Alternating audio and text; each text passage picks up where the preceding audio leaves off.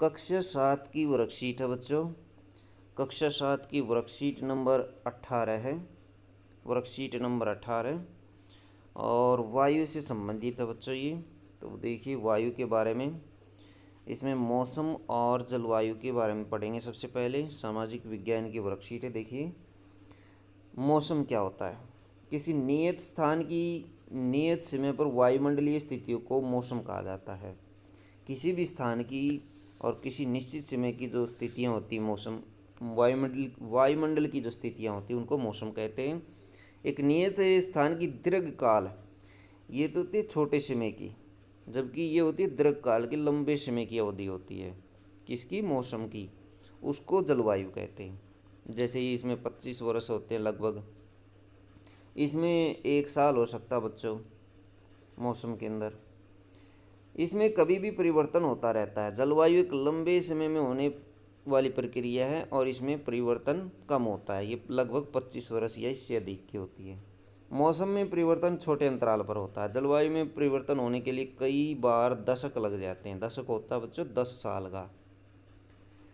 अभी धूप का निकलना, थोड़े समय के बाद बारिश होना, ये इसका एग्जाम्पल है। भारत की जलवायु मानसूनी प्रकार की है, जो कि 25 वर्षों का या इससे अधिक वर्षों का आंकड़ा है। क्रियाकलाप, आप अपने शहर का तापमान किस प्रकार जानते हैं? मौसम का पूर्वानुमान किस प्रकार सहायता कर सकता है बच्चों? टीवी के माध्यम से हम जानते हैं, टीवी पर बताया जाता है कि मिनिमम और मैक्सिमम टेम्परेचर कितना रहा। तो बच्चों कम से कम तापमान, दिन में तापमान मापा जाता है और दिन का जो हाईएस्ट अथवा ऊपर का तापमान होता है उसे उच्च तापमान कहा जाता है और जो मिनिमम तापमान होता है उसको निम्न ताप कहा जाता है। मौसम को प्रभावित करने वाले कारक। मौसम को प्रभावित करने वाला कारक, पहला कारक है तापमान। वायु में मौजूद ताप एवं शीतलता के परिमाण को तापमान कहते हैं। ताप और शीतलता के परिमाण को कहा जाता है तापमान। बच्चों ये चित्र देखिए, तापमापी का चित्र है ये। इसका उपयोग तापमान मापने के लिए होता है। तापमान को मापने के लिए की मानक इकाई डिग्री सेल्सियस होती है, ये देख सकते हैं। वायुमंडल का तापमान केवल दिन और रात में ही नहीं बदलता, बल्कि ऋतुओं के अनुसार भी बदलता रहता है। शीत ऋतु की अपेक्षा ग्रीष्म ऋतु में तापमान ज़्यादा होता है अथवा गर्म होता है मौसम। आतपन, ये देखिए बच्चों आतपन क्या होता है। आतपन एक महत्वपूर्ण कारक है जो तापमान के वितरण को प्रभावित करता है। सूर्य से आने वाली वह ऊर्जा जिसे पृथ्वी रोक लेती है आतपन कहलाती है। किसे कहते हैं बच्चों? सूर्य से आने वाली वह ऊर्जा से पृथ्वी रोक लेती है, पृथ्वी के रोकने की स्थिति को आतपन कहा जाता है। आतपन अथवा सूर्य तप। सूर्य तप अथवा आतपन की मात्रा भूमध्य रेखा से ध्रुवों की ओर घटती चली जाती है, इसलिए तापमान उसी प्रकार घटता जाता है। इसी कारण से ध्रुव बर्फ से ढके भी होते हैं। यदि पृथ्वी का तापमान अत्यधिक बढ़ जाता है तो यह इतनी गर्मी हो जाएगी कि यहाँ पर कुछ फसलें नहीं उग सकेंगी। गाँव की अपेक्षा शहरों का तापमान अधिक होता है, क्योंकि शहरों में जनसंख्या अधिक होती है। वाहनों और फैक्ट्रियों व अन्य क्रियाकलापों में ईंधन की खपत अथवा प्रदूषण ज़्यादा होता है, जिसकी वजह से तापमान बढ़ जाता है। दूसरा कारक है बच्चों वायुदाब।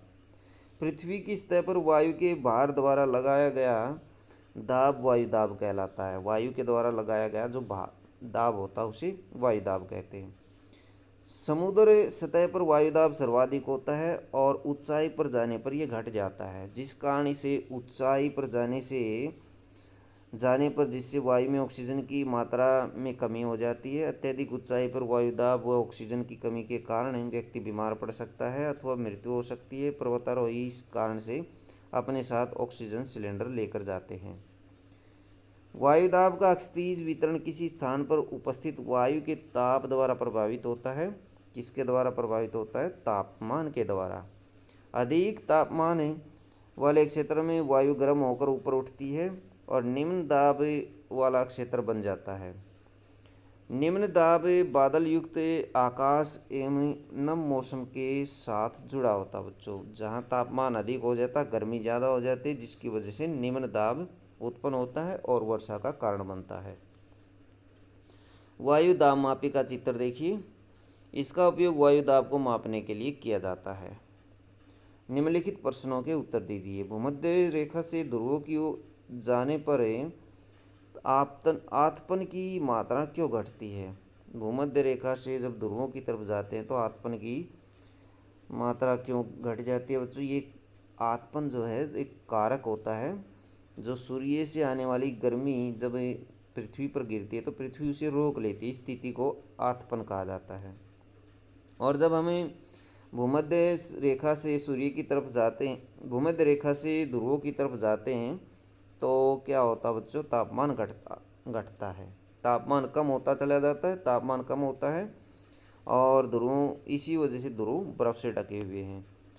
तो बच्चों ये इसका आंसर है जो ब्रैकेट में लिया गया है। यदि पृथ्वी का तापमान अत्यधिक बढ़ जाता है तो गर्मी ज़्यादा हो जाएगी। यहाँ तक लाइन लिख लेंगे ये।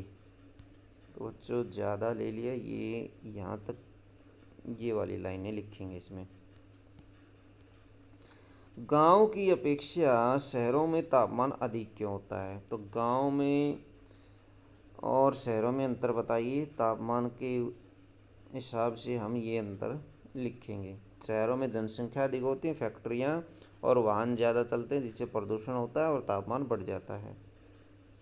ठंडे क्षेत्रों में किस प्रकार का वायुदाब किस प्रकार का होता है? ठंडे क्षेत्रों में वायुदाब किस प्रकार का होता है बच्चों? ये इसका आंसर है। कम तापमान वाले क्षेत्रों में वायु ठंडी हो जाती है जिसके फलस्वरूप भारी होती है। वायु निमज्जित होकर के उच्च दाब वाला क्षेत्र बनाती है। उच्च दाब के कारण स्पष्ट और स्वच्छ आकाश होता है। तो ये इसका आंसर है। तो बच्चों ये थी आपकी एसएसटी की वर्कशीट। वीडियो अच्छे लगे तो लाइक करें, हमारे चैनल को सब्सक्राइब करें।